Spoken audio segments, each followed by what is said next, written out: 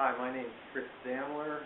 We're in my shop here on Washington Island, Wisconsin, and I've been building and repairing instruments, mainly guitars, since 1972, pretty much 40 years. And I've put together two short videos demonstrating my technique for replacing the top or even the back on a guitar with pretty much the least amount of fuss that I've been able to discover. Anyway, we'll get started right away. This is a 2-year-old Damler Classic, and I'm replacing the top because it's got a couple of persistent cracks in it that keep reappearing, and I've never been able to bring them under control. So rather than send it out in the world like that, I'm changing the top. Now, I'll start with removing the bridge and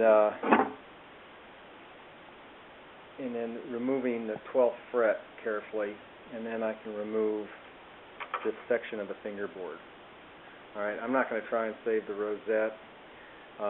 Now it's basically ready for fitting the new top. A couple of things I want to mention briefly is when you remove that 12th fret and cut through the fingerboard there to remove that section of fingerboard, you don't want to be very careful with that cut that you don't go into the neck, because if you notch into that neck, it's going to show later and it's not going to look very nice. So be careful with that. The other thing is, I told you I'm not trying to save the rosette, and mainly it's just a production rosette and I can replace it easily. But if I had made the rosette or you were replacing the top on a guitar where the rosette is part of the guitar builder's signature, you probably want to save that. You just have to take your time and remove that thing really carefully, and I've done it a number of times. So, but in this case, this is my guitar, and this is a production rosette. I'm kind of moving through this thing pretty fast, separating parts with chisel and shocking through the glue joints. You can be a lot gentler than that if you want to. And one other thing is I built this guitar in a Spanish tradition, and so the neck is integral to the body, and that's why I've cut that section of fingerboard and removed it. If you're working on a guitar that has a separate neck and put on with a dovetail or bolted or whatever, just remove the entire neck and separate your fingerboard from the top, with whatever technique you want, with heat or sliding something under it, whatever. But just take that whole thing off and then just work with the body of the guitar.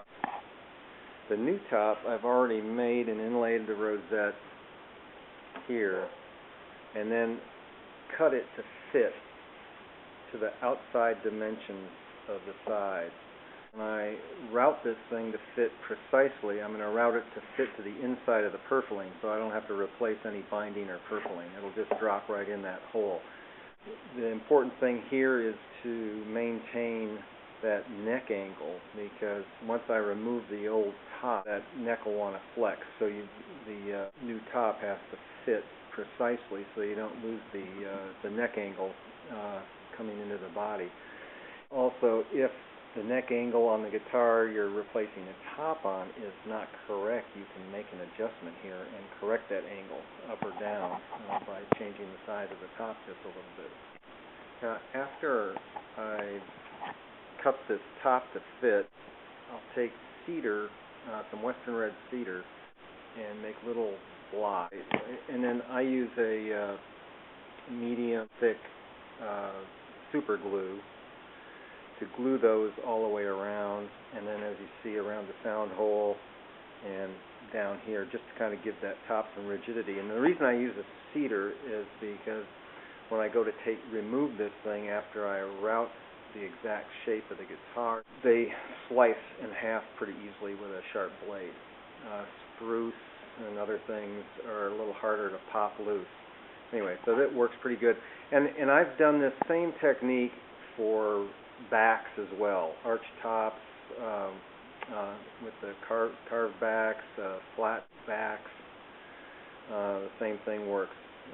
I've done about 6 top replacements and 4 or 5 back replacements using this, and it's always worked very, very well. I've never really had a problem with it.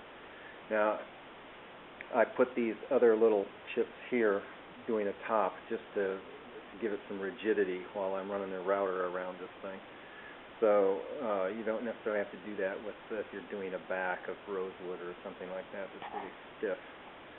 Anyway, at this point, new top is going to get glued on using, I'm just going to use the same stuff, and then glue this top in right to the top of the old one, and then it'll be, once the glue sets, it'll be ready to route and shape.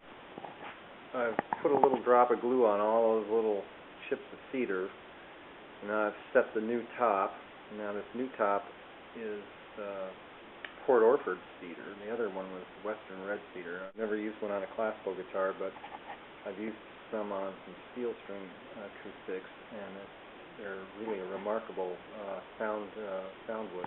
After it's set on top of that and aligned, and one of the reasons I use that medium thick super glue, it doesn't set up really fast, so you have time to adjust things and get things in alignment. And then once it is all aligned, then I'll go around and I'll tape the edges down, as you can see, and let the glue set up. It takes about 15 minutes. And then it'll be ready to set the router, cut this thing to fit. Now you can be cautious and route it just a little bit on the big side, but it requires then a lot of hand sanding and fitting to do that. I kind of set it pretty much exactly where I want it, and I'll let the thing rip. You know, a little will depend on how consistent your purfling and binding is. If you've got some inconsistencies in that, then I would err on the side of large and sand it down to fit. Now, I've made 2 passes with the router at this point on this top, and I've got one more pass to do, and I'll bring it down to the exact measurement. I don't know if you can see that on the side. I'm in about 1/8 of an inch, and I've got about another 1/8 of an inch to go to come to the inside of the purfling. And then there's a little bit of fur, you know, coming up on the top around here, and if you've got that, you want to be sure and clear it off well before you make your next pass with the router, so you don't get anything hung up, because this last pass is the one that really counts. Okay, now that's the final pass. I'll see if I can get an overhead here so you can see.